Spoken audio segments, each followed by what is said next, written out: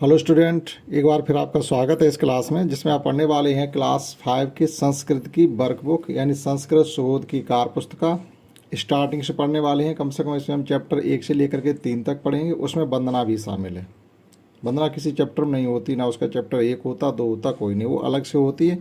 उसके बाद इसके जो पार्ट होंगे 1 2 3 तक कम से कम इसमें कराने वाले हैं, क्योंकि बहुत छोटे छोटे हैं। तो कम से कम 2 या 3 चैप्टर तक की अब आपको हम इसकी कार्य पुस्तिका कराने वाले हैं। तो शुरू करते पहले गणेश वंदना से। इसमें कुछ भी करना नहीं है, आपको केवल लिखना है, पढ़ना है, और जो लाइन आप पढ़ेंगे उसी लाइन को खाली जगह में हमें देख के लिख देना, केवल इतना सा काम है।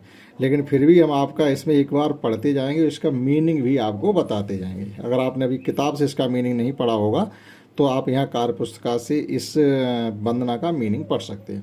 तो इसमें कहा गया वंदनायाम सस्वर गायनम, वंदना को आप सस्वर गायन करिएगा।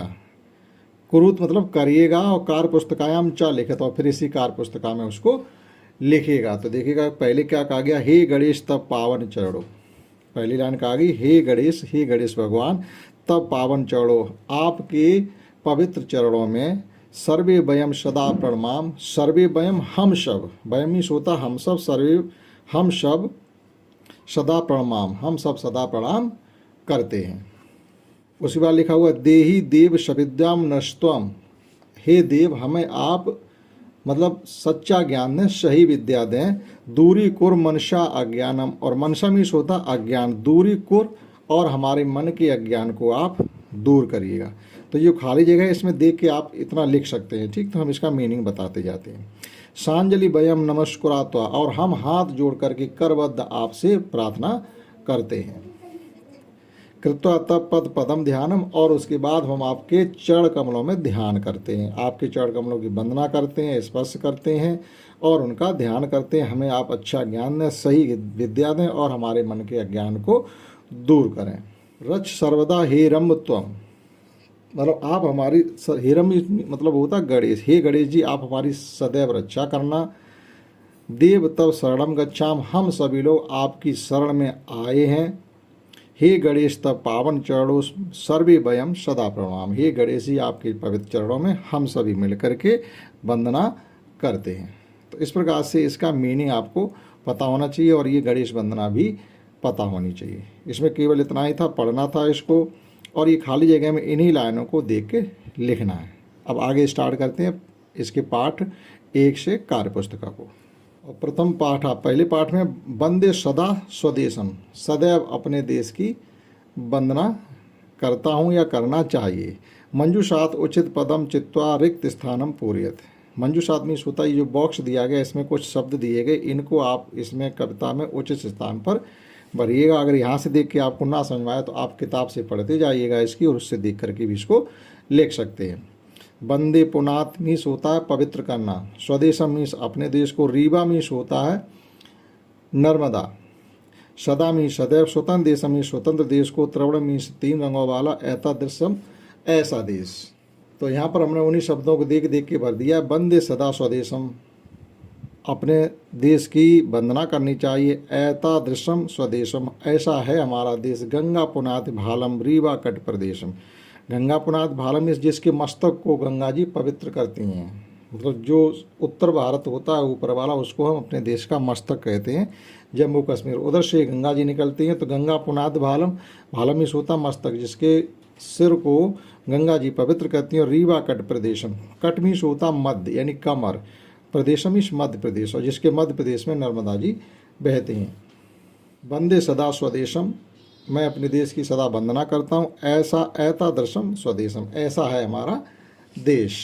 इसके अंतिम पैराग्राफ इस प्रकार से है। वंदे ध्वज त्रिवर्णम, अपने 3 रंगों वाले ध्वज की वंदना करता हूँ, यानी अपने तिरंगा झंडे की वंदना करता हूँ। वंदे स्वतंत्र देशम, अपने स्वतंत्र देश की वंदना करता हूँ। वंदे सदा स्वदेशम ऐतादृशम स्वदेशम, हम अपने देश की वंदना करते हैं, ऐसा है हमारा देश। तो ये कविता थी, इसमें जो कविता से देख करके भी आप इन शब्दों को इसमें फिलअप कर सकते हैं। तो ये था केवल चैप्टर पहला, तो बहुत ही थोड़ा थोड़ा दिया गया। अब देखते हैं इसका अध्याय या पाठ या चैप्टर 2। और द्वितीय पाठ वाक्य बोध, और यहाँ लिखा हुआ प्रथमा, अर्थात आपको इसमें पुल्लिंग शब्दों के साथ किस प्रकार से क्रिया का संबंध होता है वो सिखाया जाएगा इस पाठ में। वाक्य बोध मतलब है कि पुल्लिंग शब्दों के साथ किस प्रकार से क्रिया का संयोग होता है, किस प्रकार से क्रिया चलती है, वो आप इसमें सीखेंगे। तो यहाँ लिखा हुआ चित्र दृष्टवा उत्तरायण द्वत्त, चित्रों को देख करके इन प्रश्नों के आपको उत्तर देने हैं। जैसे यहाँ पर कहा गया अयम का अस्त, यह क्या है। अयम इमो इमे, एक के लिए आता अयम, दो पुल्लिंग चीज़ों के लिए आता इमो और तीन के लिए आएगा इमे। अयम इमो इमे, जैसे यह क्या है तो हम कहेंगे अयम अश्व अस्त, यह एक घोड़ा है। फिर कह रहे इमो को अस्त स्ता, ये दोनों कौन है। देखो अस्त स्ता शंत, क्रिया बदलती जाती है। जैसे इंग्लिश में एज एम आर होता है, एक के लिए एज आता है, बहुत के लिए आर आता है, वैसे ही संस्कृत में एक के लिए तो अस्त आता है, दो के लिए स्ता आता है और दो से अधिक के लिए संत आता है के लिए। यहाँ भी कहेंगे हैं लेकिन दो के लिए, और यहाँ भी कहेंगे हैं लेकिन दो से अधिक के लिए।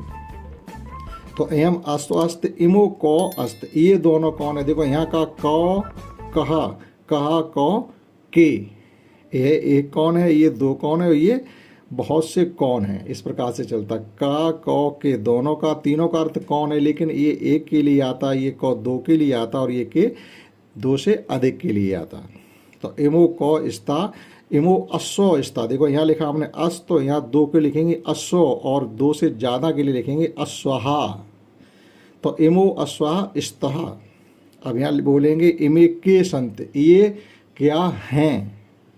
तो इमे अश्वा संत, ये घोड़े हैं। यहाँ कहेंगे ये दो घोड़े हैं, इमे अश्वा संत। अब सह का अस्त, वह कौन है, एक लड़का कह देंगे सह बालका अस्त, वह एक लड़का है। ठीक है। ऐसा का अस्त, यह क्या है, यह क्या है। ऐसा का अस्त, ऐसा गधा अस्त, यह एक हाथी है। ऐसा ऐतो ऐते, ये भी चलता है, ऐसा ऐतो ऐते। या ये कौन है, ये दोनों कौन है, ये बहुत से कौन है, लेकिन आप क्या कहेंगे इसमें। ठीक है। तो ऐतो कौ स्ता, ऐतो गजो स्ता, हमने संत लिख कर काट दिया, स्ता कहेंगे। ऐते के संत, ऐते गजा संत, गजा गजो गजाहा, विसर्ग आ की मात्रा लग के विसर्ग भी लगेगा। ते के संत, ते बालका संत। सा तौ ते, सह तो ते, एक के लिए शहा, दो के लिए तो आएगा और बहुत से के लिए ते आएगा। तो दो वाला इसमें दिया नहीं गया था, दो लड़कों वाला कोई प्रश्न हमसे नहीं कहा गया, तो आप इसमें इतना समझ पाए होंगे। अब देखिएगा उदाहरण अनुसारम रूपाण लिखित, उदाहरण के अनुसार आपको रूप लिखने हैं। जैसे उदाहरण का मतलब है जैसे एक वचन, दो वचन, बहुवचन। अश्व अश्व अश्वा, एक उन्होंने दे दिया। इसी तर्ज पर आपको जो कुकरा कुत्ता, बानर बंदर, भल्लूक भालू और बिस्वा बैल होता, उनके भी इसी प्रकार से इसी तर्ज पर लिखने सेम। जैसे कुकरा एक कुत्ता तो कुकरो, दो कुत्ते कुकराहा, बहुत से कुत्ते। बानरा एक बानर, बानरो दो बानर और बानरा बहुत से बानर या बहुत से बंदर। भल्लू कहा एक भालू, भल्लू को दो भालू और भल्लू कहा बहुत से भालू। वृषभा एक बैल, वृषभ दो बैल और वृषभाहा दो से ज़्यादा या बहुत से बैल। तो इस प्रकार से जो एक हमें एग्जाम्पल दिया गया था उसी की तर्ज पर हमने कुकरा, बानरा, भालुका और वृषभा के एक वचन, दो वचन और तीन वचन के रूप लिखे। एक वचन में तो वो लिखा हुआ है। अगला क्वेश्चन है चित्रम दृष्टवा उत्तरम लिखे, चित्र को देख करके आपको उत्तर बताने। जैसे मत्स्या किम कुर्वन्ते, यहाँ चित्र छपा हुआ, यहाँ पहले इनको देखिएगा। अजय किम खादता, देखो अजा अजय अजाहा, एक बकरी को कहेंगे अजा, दो बकरियों को कहेंगे अजय और दो से जाता के लिए हो जाएगा अजाहा, विसर्ग और लग जाएगा। तो और दो की जो क्रिया खाने को होती है वो होती खादता, खादत खादता खादंते। ठीक, प्रथम पुरुष दो वचन, प्रथम पुरुष दो वचन की जो क्रिया है खाने की वो है खादता। तो अजय घासम खादता या अजय घासम चरता भी कह सकते थे यहाँ पर। मत्स्या किम कुर्वन्त, अब यहाँ मत्स्या देखो बहुवचन में आया हुआ है, क्या करती हैं तो हम लिखेंगे मत्स्या तरंत, मछलियाँ तैरती हैं। या ये भी लिख सकते हैं मछलियाँ पानी में तैरती हैं, मछलियाँ जलम जले तरंत। अब शिक्षिका किम कुर्वन्ति, शिक्षिका लिखत, शिक्षिका लिखत, तो इसका हमने लिख दिया शिक्षिका लिखत। चित्रम दृष्ट्वा क्रियापदेन मेलम कुरुत, और यहाँ चित्रों को देख करके इन क्रियापदों के मेल करना, यानी चित्र देखें, उस चित्र में ये देखें वो क्या करता है। जैसे यहाँ अश्वा, तो इसके लिए आएगा धावत, घोड़ा दौड़ता है। और यहाँ देखो पेड़ से पत्ता गिरता है, तो इसके लिए लिखेंगे पतत्ते। और ये देखो कुत्ता भौंकता, तो इसके लिए हो जाएगा भुक्कते। और ये देखिए अपने अपने बच्चों को लाड़ प्यार करते, इसके लिए हो जाएगा लालयंत, लालयंत, बच्चों को लाड़ प्यार करना कहलाता लालयंत। अब एक से ज़्यादा इसीलिए लालयंत लिखेंगे, एक होता तो लालयत लिखते, ठीक। तो इस प्रकार ये मैचिंग हो जाती। ये हो जाता चैप्टर 2। अब देखते हैं इसका एक चैप्टर और 3। अब यहाँ पर तीसरे चैप्टर में क्या हमसे पूछा जा रहा है, देखिएगा वाक्य बोधम द्वितीया। वाक्य बोधम द्वितीया का मतलब ये है कि आपको जो नपुंसकलिंग चीज़ें होती है, न्यूट्रल जेंडर में होता, उनके संग किस प्रकार से क्रिया का प्रयोग होता, वो इसमें हमें सीखने के लिए मिलेगा। तो देखो यहाँ क्या कहा गया, उदाहरण अनुसारम चित्रम दृष्ट्वा लिखत। उदाहरण के अनुसार आप चित्रों को देख के लिखें। जैसे एक इन्होंने दे दिया, एतत् पत्रम अस्त, यह पत्ता है, एतत् एते एतान, और तत् ते तान।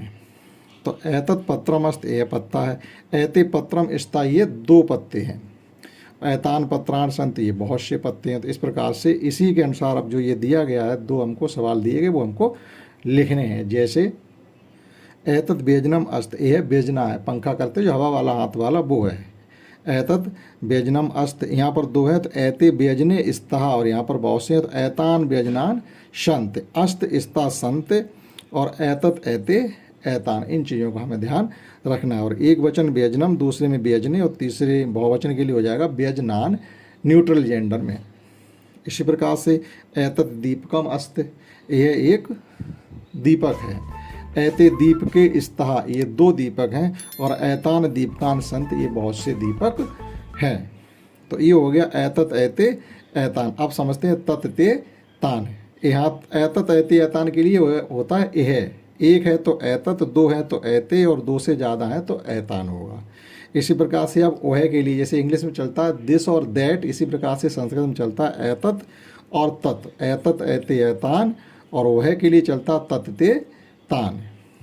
अब देखो यहाँ पर एक दिया गया, तत् पुस्तकम अस्त, ओह एक किताब है, ते पुस्तकम स्ता, ओह 2 किताबें हैं, और तान पुस्तकान संत, वे बहुत सी किताबें हैं। अब इसी प्रकार से हमको एक सेम लिखना है। तो तत् कंदुकम अस्त, वह एक गेंद है, ते कंदुके स्ता, वह 2 गेंदें हैं, और तान कंदुकान संत, वह बहुत सी गेंदें हैं, ठीक। तो तत् ते तान। यहाँ पर हमसे कहा जा रहा शब्द से स्वशब्द से शब्दान मेलियत, यहाँ हमको मैचिंग करनी है। एक वचन, 2 वचन और बहुवचन, ये तीनों रूप किसी चीज़ के लिखे हुए हैं। जैसे छत्रम, छत्रे, छत्राण, तो ये इस प्रकार से मेल किया जाएगा। पहले इधर करेंगे छत्रम का छत्रे से, एक छाता, 2 छाते, और बहुत से छाते, ठीक। अब फले, फलम फले फलान, एक फल, 2 फल, और बहुत से फल। फिर गृहाण, यानी बहुत से घर, गृहम एक घर, गृहम गृहे एक घर, 2 घर, और गृहाण वो से बहुत से घर। अब नाड़के, तो नाड़कम, नाड़के और नाड़कान, यानी सिक्के, नाड़कम होते हैं सिक्के, एक सिक्का, 2 सिक्के, और बहुत से सिक्के। तो इस प्रकार से देखिए इनकी सबकी मैचिंग हो जाती है। लेकिन एक यहाँ रह गया क्रीडनान, क्रीडनम, हाँ ये है क्रीडनम, क्रीडनम, क्रीडन के, क्रीडनम के, और क्रीडनान, ठीक। तो इस प्रकार से इसकी मैचिंग हो जाती है। अंतिम क्वेश्चन है चैप्टर 3 का कि मंजूषान शब्दान दृष्ट्वा उचित सर्वनाम शब्दान समीपे लिखत। यहाँ से देख करके ये बॉक्स में जो शब्द दिए गए हैं सर्वनाम के, वो सब हमको इसमें लिखने हैं। मतलब तत् और एतत् के साथ क्या आएगा, एते और ते के साथ क्या आएगा, और एतान और तान के साथ क्या आएगा। मतलब जो बहुवचन वाले हैं वो इस लाइन में भरने हैं, 2 वचन वाले आपको इसमें भरने हैं, और 1 वचन वाले सब इसमें भरने हैं। तो देखिएगा इसमें 1 वचन वाले कौन कौन से थे, जिनमें कम लगा हुआ, जो न्यूट्रल जेंडर में होते हैं उनके आगे म लगा होता है। जैसे व्यंजनम, दीपकम, पुस्तकम और द्वारम। और ए लगा होता है 2 वचन वाले, फले, विमाने, पत्रे और युक्त के, मतलब शर्ट, 2 शर्ट। और बहुवचन के लिए आन लगा होता है, जैसे कारयाने, बहुत सी कार हैं, कंग तान बहुत से कंगे, बाल सही करने वाले कंगे, गृहियाण बहुत से घर, और छत्राण बहुत से छाते। तो इस प्रकार से हमने इसमें से बॉक्स से देख देख करके ये सब इसमें हमने लिखे हैं। आइडिया हमने बता दिया। जो एक वचन हो वो ऐत और तत् के साथ जाएंगे, दो वचन वाले ऐते और ते के साथ जाएंगे जिन पर एक ही मात्रा लगी हो, और बहुवचन वाले तान, ऐतान और तान के साथ जाएंगे। ठीक, तो इस प्रकार से हमने आपको इस क्लास में वंदना के साथ साथ चैप्टर 1, चैप्टर 2 और चैप्टर 3 की कार्य पुस्तिका भरवाई है। आशा करता हूँ आपने समझ पाया होगा। इस क्लास में इतना ही। That's all. जय हिंद, जय भारत।